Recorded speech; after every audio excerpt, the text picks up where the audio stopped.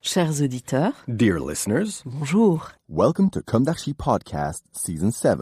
Saison 7, dans le monde fascinant des architectes. And in the architectural projects. Je suis Anne-Charlotte Deponte, passionnée d'architecture et docteur des universités en histoire de l'archi. I am one of the spokespersons of Anne-Charlotte, who is a PhD in architecture history. Merci Thank you d'être avec moi aujourd'hui. to be with us today. Et And maintenant, now, lundi en français, place au talent. and Wednesday, let's talk projects. In English, of course. Bienvenue dans Comme d'Archi.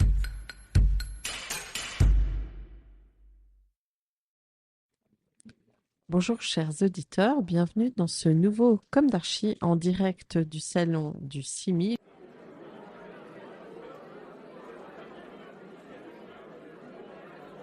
Qui se tient chaque année à Paris, début décembre. Bonjour Amina Tassi. Bonjour. Vous êtes directrice du salon. Tout à fait. Pour commencer, comment devient-on directrice d'un salon de l'ampleur du CIMI? Eh bien, on évolue de façon naturelle dans ce salon en arrivant il y a 19 ans en tant que commerciale et en finissant directrice de salon. Voilà. J'ai commencé, j'avais 29 ans, 30 ans, donc j'étais pas du tout dans l'industrie immobilière. J'étais chef de pub chez Lagardère, donc c'était absolument pas... Cela dit, c'est vrai que je n'ai fait que le CIMI. Au départ, c'est quand même un média. Donc, il y a quand même une continuité entre chef de pub et commercialiser un média qui est le média salon. Cette année, le CIMI change de dimension en s'installant porte de Versailles, après des années au Palais des Congrès de la Porte Maillot, où l'événement arrivait à saturation. Quelles ont été les motivations profondes de cette transition et qu'est-ce qu'elle ouvre comme nouvelle perspective? Je pense que on a eu différents constats d'évolution, de renforcer le côté business.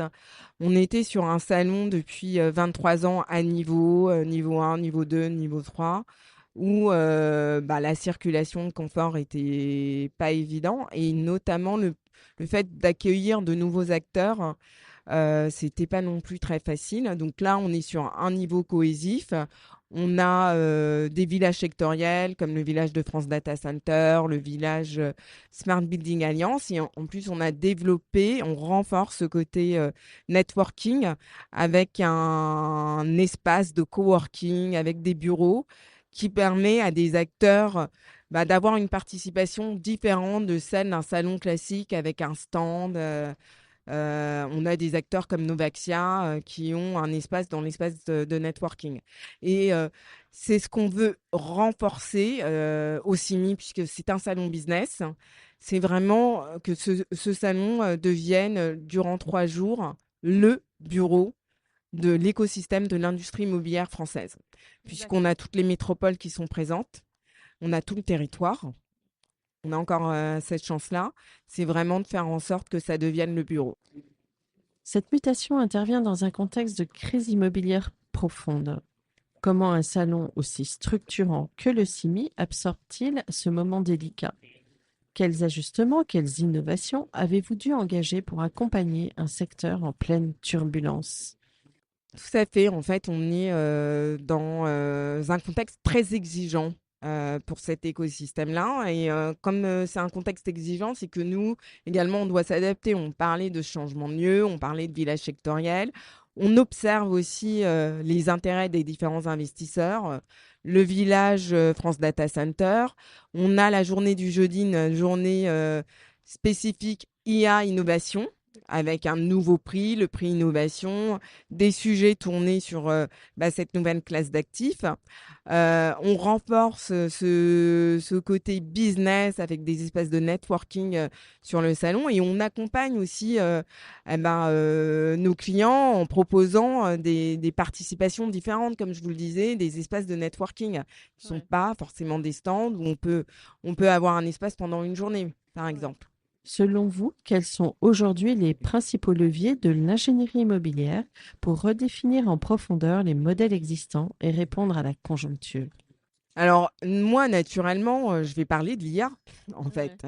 Cette innovation dont on parle depuis quelques temps, mais qui s'est réellement développé, disons, galvaudé, avec aussi ce sujet effrayant pour beaucoup, entre la perte des mètres carrés, la perte de certains métiers, mais aussi qui crée des leviers d'innovation, de solutions en fait, pour tout ce qui est ingénierie, tout ce qui est construction. Voilà, il y a une accélération, les choses vont plus vite. Il y a aussi la justesse que certaines IA peuvent apporter, que le tableau Excel quelconque n'apporte pas. Donc, la justesse, moins d'erreurs et la rapidité. Donc une productivité beaucoup plus optimale. Quelle distinction faites-vous entre les CIMI et les rendez-vous spécifiquement centrés sur le bas carbone? Qu'est-ce que le CIMI propose de singulier dans cet écosystème d'événements professionnels? Nous, ça fait 23 ans. Alors, notre force, elle réside sur la présence de tout le territoire français, toutes les métropoles. Et c'est un enjeu qu'on traite en plénière, notamment en événement. On le fait avec François Gémen, qui est l'un des rapporteurs du GIEC, qui a créé là en octobre l'Alliance de la décarbonation du bâtiment. On a également une agora parrainée par BNP Paribas Real Estate de décarbonation et une expertise, c'est-à-dire dans les salles de conférence, des conférences d'une heure, parrainée par Bouygues Immobilier. Donc, c'est un sujet qu'on va traiter tout au long du salon, mais avec la présence vraiment de tout l'écosystème. C'est-à-dire que selon le CIMI et selon la population du CIMI, c'est un sujet que les investisseurs également vont traiter. Je parlais de l'IA. La décarbonation, on peut également avec l'IA avoir des solutions de décarbonation. Ce n'est pas juste du réchauffement climatique, mais en fait, c'est un sujet transversal. On a l'enjeu sociétal. La décarbonation fait partie de l'enjeu sociétal. Donc, je vais dire que c'est vraiment traiter cet enjeu, parce que c'est un enjeu de l'industrie immobilière, sous tous ses angles. C'est ça qui est intéressant, c'est-à-dire que le sujet, ce genre de sujet, ce n'est intéressant que lorsqu'il y a des contradictions, des contradicteurs plutôt, parce que c'est que comme ça qu'on peut avancer. Donc, quand on met François Gémen, un rapporteur du GIEC, avec des acteurs traditionnels du bâtiment, c'est là où c'est intéressant. Voilà. Ensuite, l'idée, c'est vraiment de faire avancer la cause. C'est pas d'être dans une écologie punitive, c'est vraiment de trouver des solutions ensemble. Les maîtrises d'œuvre et les architectes occupent une place centrale dans la transformation du cadre bâti. Comment percevez-vous leur rôle au sein du salon? Pourquoi est-il important pour vous et pour le CIMI d'accueillir plus largement la profession d'architecte? Quelle place souhaitez-vous lui donner dans les années à venir? Par exemple, le Patriarche qui est là depuis très longtemps. On a les Grands Prix du CIMI. Lors des Grands Prix du CIMI, l'avantage est vraiment la lumière est faite aussi sur cette maîtrise d'œuvre. Donc sur scène, on va avoir vraiment toute l'équipe réalisatrice de ces bâtiments-là. Et de toute façon, c'est clairement un élément incontournable de la fabrique de la ville. Oui, pour les architectes d'ailleurs. Et Ils viennent beaucoup en visiteurs. Voilà. Et je voulais vous poser une question. Le métier est encore très masculin. Bravo déjà pour une femme d'arriver à la tête d'un salon tel que le CIMI. Est-ce que vous sentez des résistances ou non? Moi, je suis arrivée en 2006. Autant vous dire que je suis une femme noire, que des hommes blancs. Vous voulez pas... Non, Oui. absolument, mais moi, c'est Oui. ce que je vais dire. Oui. Que des hommes blancs, chaussures à boutons de manchette, et ça a énormément évolué en 19 ans. Hein. C'est-à-dire que là, on voit des femmes et on voit des jeunes en jean. Donc oui, ça évolue et tant mieux parce que Ça veut dire que c'est des compétences qui arrivent à faire en sorte de trouver des solutions et ensemble. En fait, au-delà de ça, c'est aussi, c'est toute une société à éduquer. Et puis toutes ces jeunes filles à dire c'est possible de faire de l'immobilier. Donc c'est des choses qui viennent petit à petit, ça vient pas du jour au lendemain. Mais pour moi, ça a vraiment évolué. Il y a de la vitalité, on l'entend, n'est-ce pas? Voilà. En tout cas, merci beaucoup. Au revoir.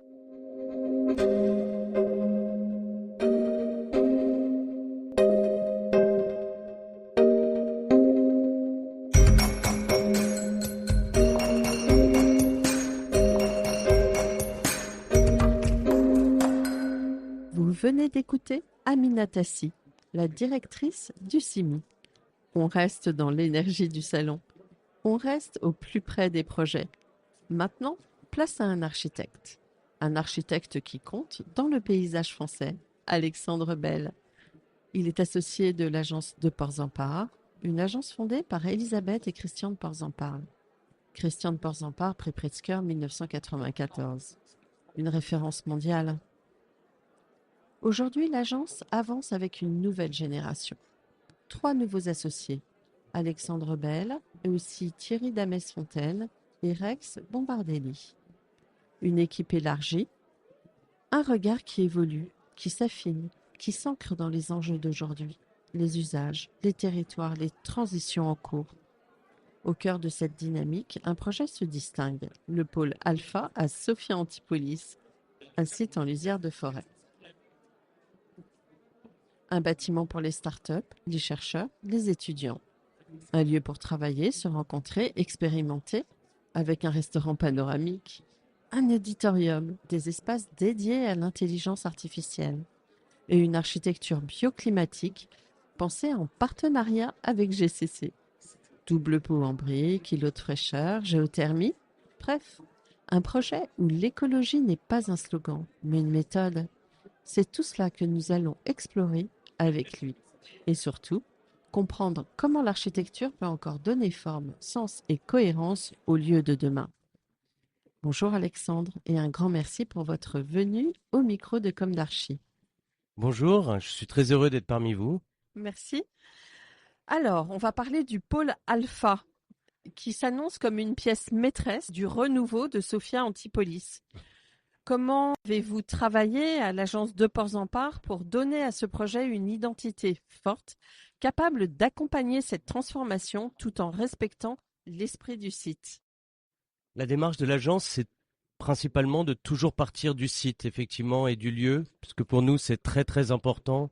On fait des projets qui sont contextualisés.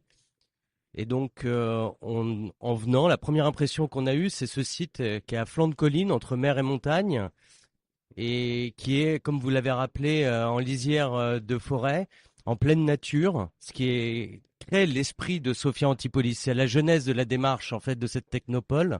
C'est d'être comme des îles au milieu d'une certaine naturalité. Et il nous est apparu naturel et important de respecter cet esprit en créant une perméabilité avec une faille qui traverse le bâtiment et qui permet de connecter l'espace public à l'agora intérieure qu'on a réalisé pour tirer en fait les gens jusque dans la forêt et pouvoir se dilater vers ces espaces-là. On a également accompagné la ligne de crête par un bâtiment qui monte en crescendo et qui vient créer des grandes terrasses pratiquées et praticables qui accompagnent la pente et qui nous permettent de découvrir le paysage. La 5e façade, c'était un vrai enjeu sur ce projet, puisqu'on a l'université de Sophia Antipolis qui est en belvédère au-dessus du site, donc il fallait qu'on se donne à voir. C'est pour ça qu'on a fait un pari radical, c'est de ne pas avoir de terrasse technique sur le bâtiment, mais d'avoir que des espaces de terrasse pratiqués, contemplatives ou de rencontres ou d'agréments. Bon. Alors, le bâtiment va accueillir un écosystème très divers, start-up, deep tech, chercheurs, étudiants, institutions. Comment avez-vous conçu les circulations et les espaces partagés pour encourager les rencontres et les usages croisés? Alors, dans notre métier d'architecte, le quotidien, c'est les rencontres. Et on est convaincu que c'est ce qui crée l'intelligence. Donc, de manière intuitive, on essaye de reproduire ça dans les bâtiments qu'on conçoit. Et là, sur Sophia, il fallait arriver à allier en fait l'impératif de confidentialité, de protection que les chercheurs ont, mais quand même en ménageant en fait des espaces de rencontre qui se créent naturellement pour créer de l'intelligence. Et donc nous avons pris le parti, plutôt que d'avoir des noyaux encloisonnés avec des escaliers où personne se voit, personne se dit bonjour, on se rencontre, de créer des grandes coursives qui viennent desservir tout le bâtiment, qui sont comme des balcons où on peut se donner rendez-vous.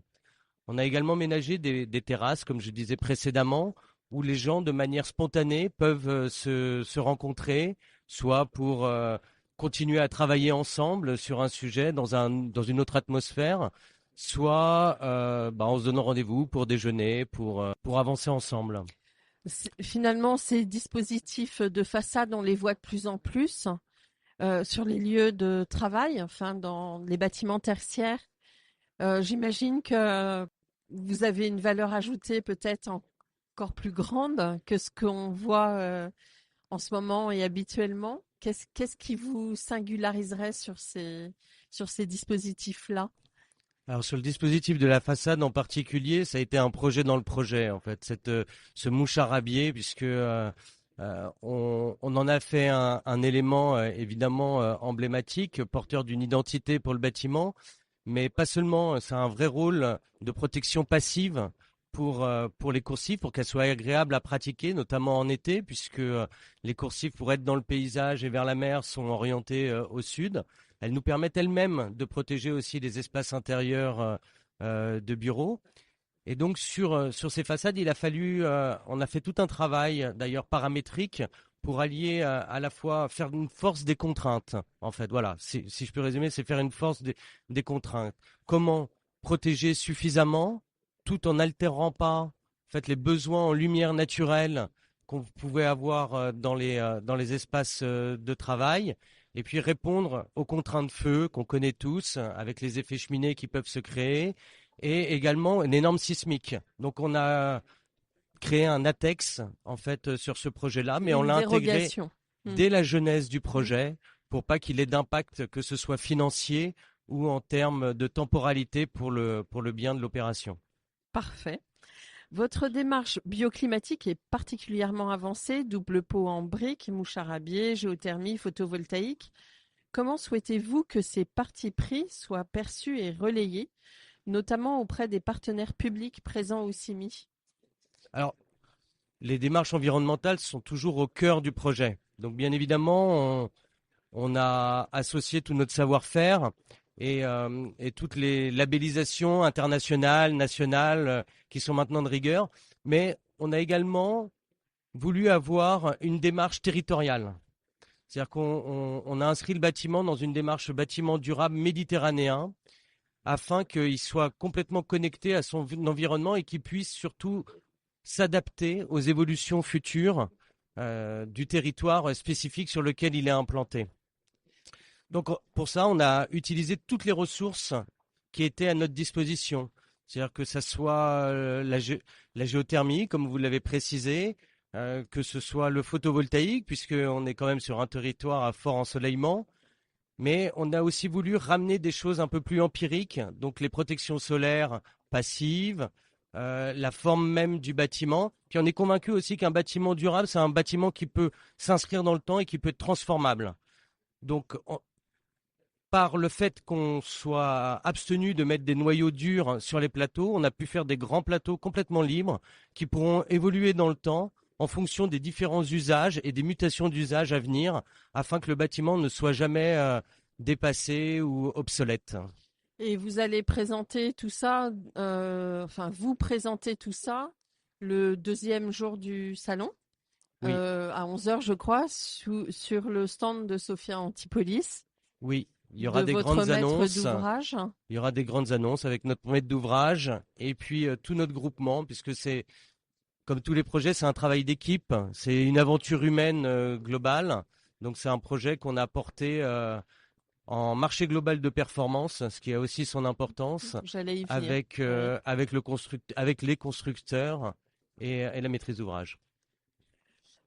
Alors, Sophia Antipolis vit un moment clé avec la présence de nombreuses figures institutionnelles sur le salon. Quel rôle attribuez-vous à votre parole d'architecte dans le rayonnement de la technopole?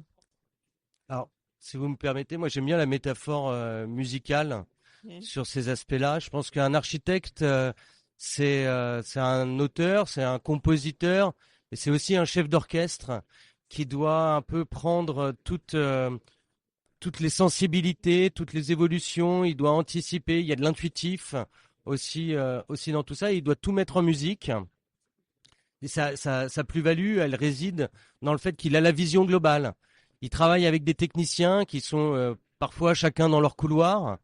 Et il faut composer avec tout ça pour faire quelque chose qui fonctionne et qui peut être approprié par les utilisateurs. Il faut pas qu'il y ait de notice. Il faut que ce soit naturel. C'est le Oui. plus dur, hein, mais Ouais. on essaye de s'attacher à ça pour que les lieux vivent bien et qu'ils soient appropriés et que les gens, en fait, soient heureux d'y aller, que ça fasse destination, quelque Mm. part.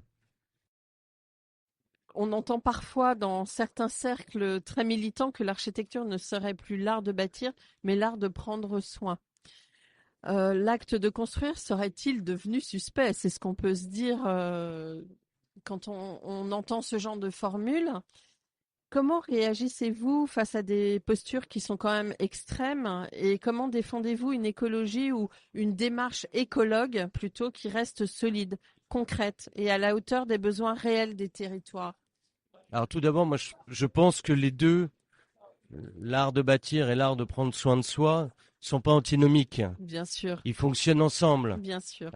Bien bâtir, mieux bâtir, puisqu'on est dans ces sujets-là, c'est aussi prendre soin de sa ville, de comment on fait société et comment on va tous mieux vivre ensemble. Donc pour ça, je pense que c'est très important. Je pense aussi qu'on vit une espèce de mutation où on souhaite, tous les acteurs souhaitent un peu sortir de la tyrannie, en fait, des principes constructifs pour plus s'inscrire en fait dans la démarche constructive et dans les méthodes. Voilà. Mm.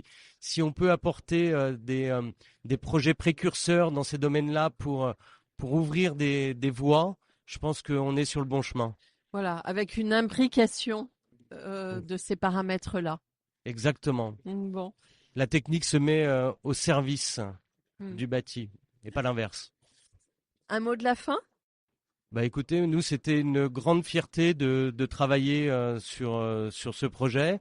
Pour nous, c'était une première sur un marché global de performance où on a quand même réussi le tour de force de livrer une opération en 3 ans et demi, du premier trait de crayon jusqu'à son inauguration, avec des acteurs majeurs que sont GCC, Europelec, TA, qui sont nos partenaires, mais également un confrère, Grégory Mazzaredze, qui avait la connaissance du lieu et avec qui on s'est appuyé et on a pu travailler ensemble. Une maîtrise d'ouvrage qui a su faire toujours les bons arbitrages pour justement garder cette dynamique dans le projet.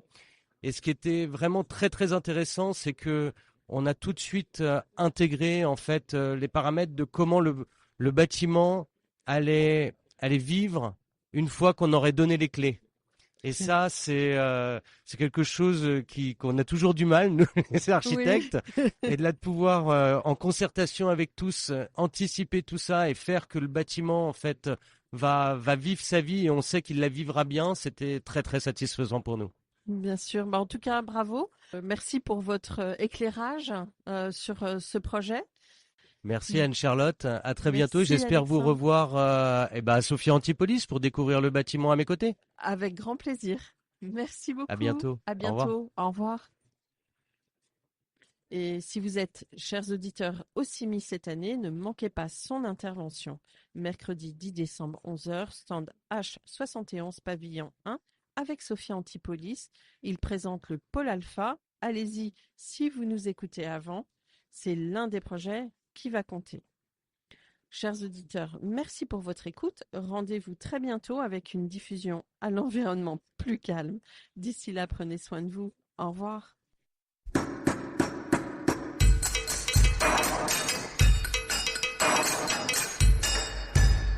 Chers auditeurs, merci pour votre écoute.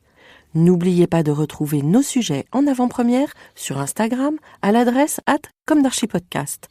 Si vous aimez ce podcast, favorisez sa diffusion en lui donnant 5 étoiles sur Apple Podcast, plus un petit commentaire, ou sur votre plateforme de podcast favorite.